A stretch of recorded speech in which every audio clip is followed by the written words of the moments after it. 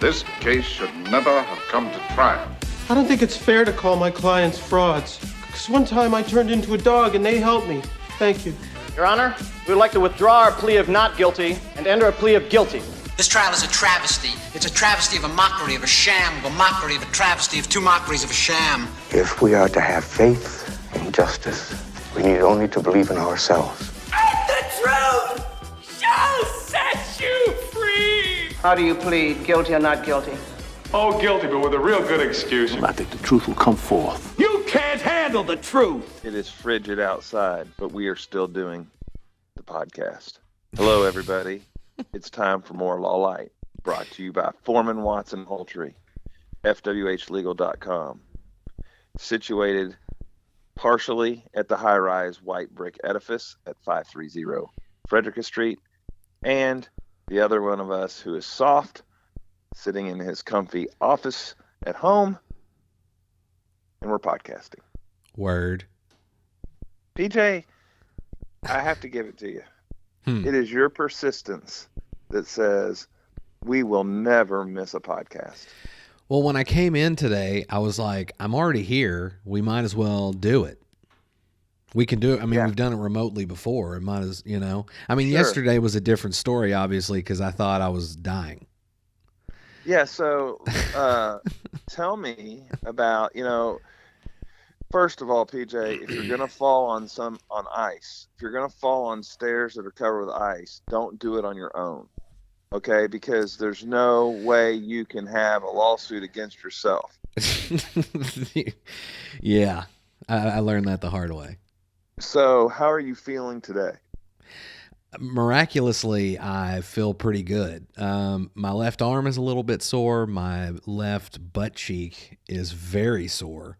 But I thought it was going to be worse today than it was yesterday, but it's really not. Although I did try to lay on my left side last night, and when I tried to get up at one point, the pain was so excruciating. I was like unable to hoist myself up or put any pressure whatsoever, like on my right butt up into the hip area. So I literally just had to roll off the couch onto the floor so I could get off the couch.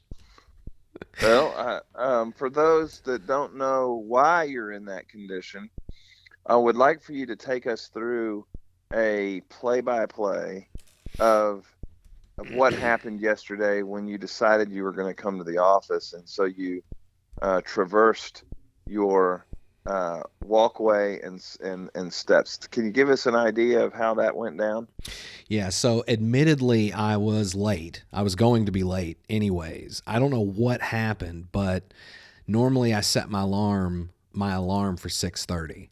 So my alarm went off at 6. So I got up and I thought, I'll just lay down for 30 more minutes and then I'll get up and get going. I am not a morning person. You know when you wake up suddenly and you're like, and you just automatically know that you're late? You get like hot flashes and yes. Right. So I wake up suddenly. I remember getting up at 6 and resetting my alarm for 6:30. But I wake up and I look around and it's lighter in the room. So I automatically know that something's not right. And I look over and my phone is laying on the side table next to my bed. So I grab the phone and I look at it and it's probably about 7:40. Uh-oh. And I don't remember getting up. I don't remember turning the alarm off. I don't remember going back to bed or laying the phone next to the bed. I only remember getting up at 6 and resetting it for 6:30. So I do not remember getting back up. But anyway, so I hop up. So I'm already in a rush. I go to take a shower. I text you to let you know that I was running late. Get my lunch and my food and everything together. I get it all in a bag, take a shower, get it. So I'm on the phone with Leslie. And, of course, at this point, it's already icing and sleeting outside. And I look out the windows and there's ice in the trees, but from what I can see, the ground looks okay. And the water is flowing in the street. Like nothing looks icy or frozen on the pavement. So, of course, she's like, PJ, please be careful. And I was like, I'm good. I'll watch my step. And normally I do. So I go out, I get on the porch. The porch is perfectly fine. I'm moving my feet around. It's good. I lock the door. I start down the stairs. The stairs are fine. So I'm making sure that it's good. So the porch is good. The first set of stairs are good. I get down on the sidewalk. I try to check my footing. It's perfectly fine. So I'm on the phone with her and I go, nothing's frozen yet. And she's like, okay, well, still be careful. And I kind of laugh and I go, yeah. And this is the point where I fall down the next set of stairs. So I walk up to the stairs and they look fine. And I get to the top. Before I was going to walk down the stairs, I was going to stop and just kind of look at them to make sure. But what happened was, is the very top step, every step was ice and I couldn't see it. So I hit that top step. My right foot flies out from underneath of me. And I guess my left foot was already half on ice and half not, because I couldn't tell that it was on ice when I first stepped down. And the momentum from my right foot flying out, because I let off the pressure on that foot, so it slips. So both my feet come out from under me. I mean, like Home Alone style. I reach over and I grab the railing, which I come to find out is just a sheet of ice. It twists my body to the left. I come down on that top step, and then like Marv in Home Alone, where he slips down those stairs to that basement door, I was like, like all the way down 8 concrete steps. I throw my phone.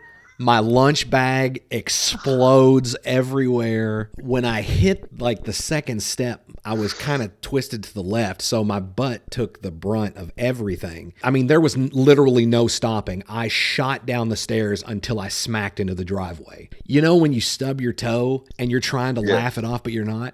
That's what it was like with me. So I stood up in the driveway and I walked around in the driveway going, oh, like that. Just like... And I'm looking around. I'm like, did anybody see what just happened? And there's this truck driver that's like sitting over in the in the driveway waiting to turn from Glenmore, and I know he saw the whole thing. So I'm sure that made his day. He was like, oh no.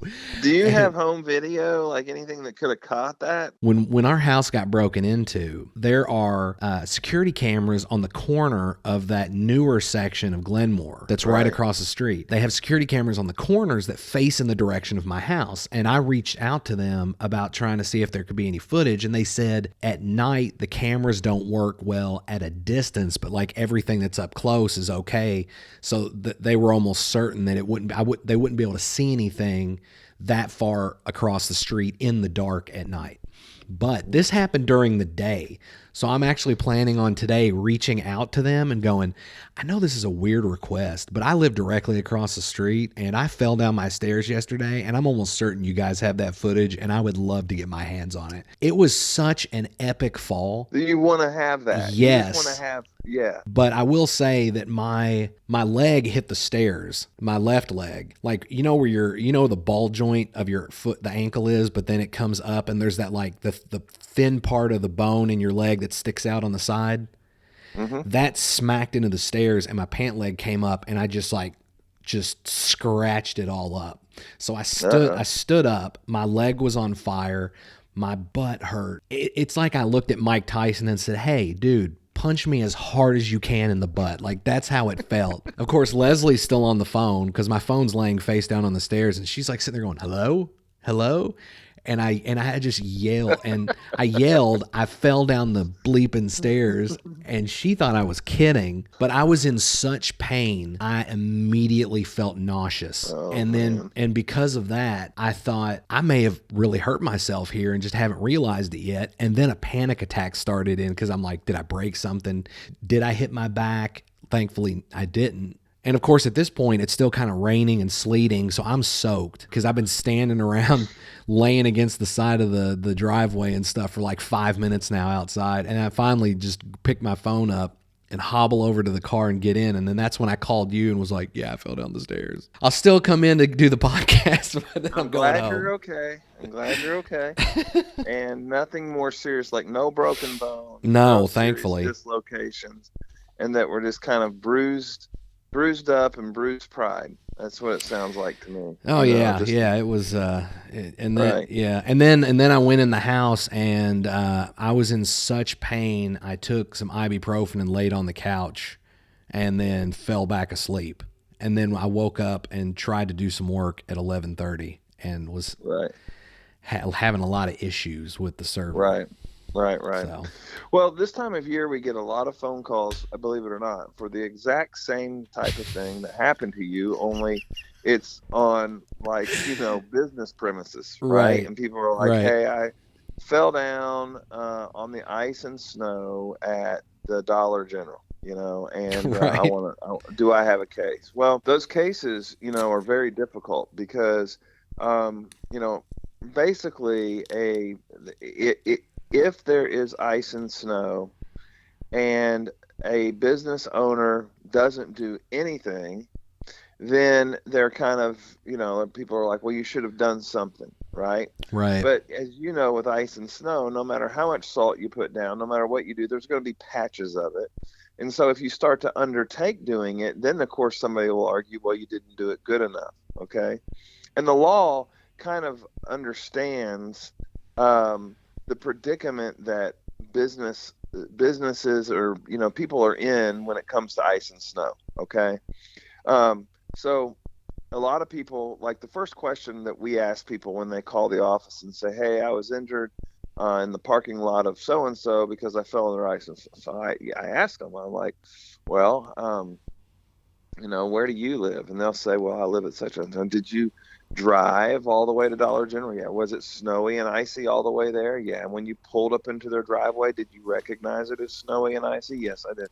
So you knew getting out that there was a chance for there to be, there was a chance for there to be ice and snow. I mean, it was obvious to you. Right. Oh, absolutely. Right. Okay. So that's what makes those cases so difficult. They're not impossible. Like, for example, if somebody is open to the public and they throw a handful of salt out and they start to undertake clearing it to give the the appearance that they've done something, but they don't do a good enough job and they obviously don't do it, then there's a potential case there. But if they go out and they can show, look, we put down such and such pounds of salt, we shoveled, we did everything, and the fact that there's just one little small patch that we didn't get, you're going to have a lot harder time with a case like that. Right.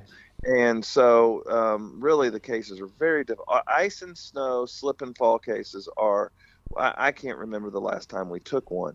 I took one years ago because what had happened was that they had cleared off the entrance for their employees to come in, but they did not clear off the way in for the public. Okay.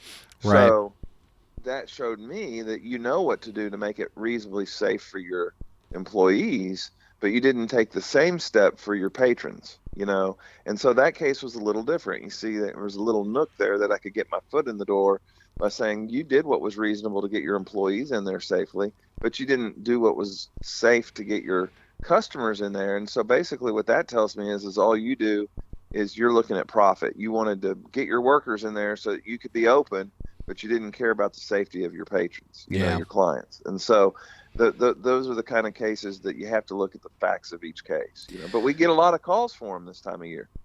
Yeah, and ironically, the liability side of my situation did come to mind because I was thinking, I ran out of rock salt last year and I never got any more. Right. And all day yesterday I kept thinking, man, if a UPS truck pulls up or if the mailman tries to come up to the door, what if he slips and falls and does the same exact thing I did? I was like, great, now I'm going to have I'm gonna have the mailman suing me because I've heard that has happened before, that when you don't do things at your own house and it becomes a liability issue and someone gets injured, they can go after you. So I did think about that a lot yesterday. I was like, oh great, now I'm gonna have the mailman, he's gonna slip and fall. Yeah. Thankfully I got no mail yesterday, so there you go. Turned out okay in the end. Yeah. Well, so a couple of small things to talk about is I don't know if we talked about this, but we have a new employee who is down in Madisonville, Brittany Riggle. Yep. She is now in her second week down there of training. She's been in Owensboro a couple times, so our folks in the Madisonville area are going to get to know Brittany, and she's doing a super job and ready to go and learning fast, and Davin is tickled to have her. So we wanted to just say shout out to Brittany Riggle for joining the firm. Yeah. And is that the same Brittany that was here in the office that was training with Kelly and them? She's trained there in Owensboro for several days. Yeah. Oh, okay. Yeah, I met her. She's really nice. Yeah, super nice and full of energy and ready to go. So yeah, we're happy to have her. The second thing is we have another big trial coming up at the end of the month that we're starting to work on. Just wrapped our other one up. Yep. So lots of trial prep going on. So the firm is really hitting a stride this year with regards to a lot of the things that were put on hold during the COVID year are getting wrapped up, here at the beginning of this year. So lots of activity and movement. One thing I wanted to ask you about that I know has been on your schedule is you've been doing some video footage for some of our nonprofit work. Mm-hmm. How's that been going? It's going really well. I've already started working on one, and then I got to a point where they had sent me a whole bunch of photographs to use because it's essentially like a photo montage. But and I got about as far into it as I could, and then I realized that there's a whole bunch of stuff that they cover that I don't have photos for, so I'm waiting for them to get back to me on that. And then gotcha. I've been to the senior community center several times getting footage. I've got one more day. The last time I was supposed to go, it got pushed because of COVID, and then it got rescheduled, and then that had to be rescheduled because of weather. So this upcoming week, I should be finishing, from a video standpoint, finishing that up, and then I can start working on it. And then same with another one. I've got like one more day of interviews that I have to do. And then the rest of them, I'm just kind of waiting to hear back from them. But so far, everything's going really, really smoothly. Yeah, I know you've been going. It's been I've seen on the calendar where you've had to go do some shoots and stuff. I'm just excited for that work to keep going. And it's just a part of what we're doing for nonprofits in the community. Something that we started last year, and that it's carrying over and getting some more of those done. So that's excellent. Well, one of the things that I'm sorry, I didn't mean to cut you off. No.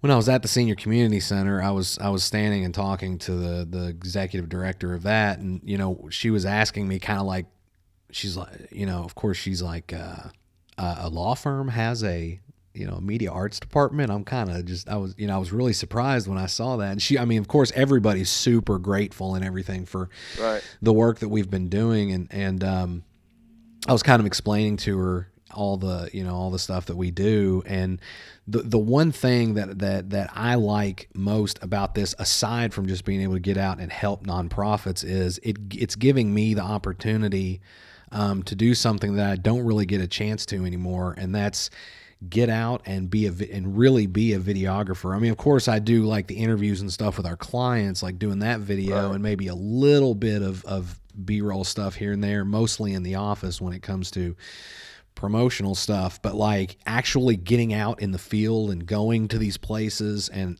I've been getting out. I brought my dolly from home, so I've been doing a lot of dolly shots and stuff like that. Cool.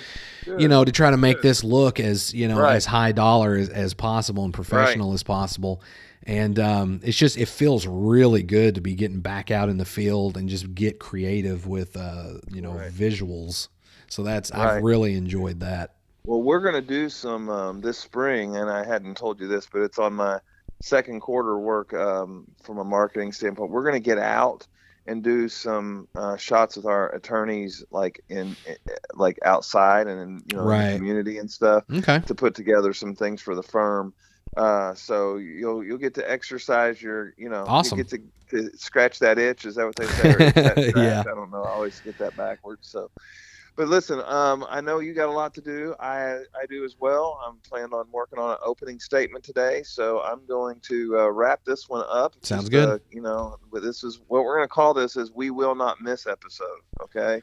And maybe you can start off with the Elsa song from Frozen or something. I don't know. That won't get us red flagged at all. No, we won't get red flagged for that at all.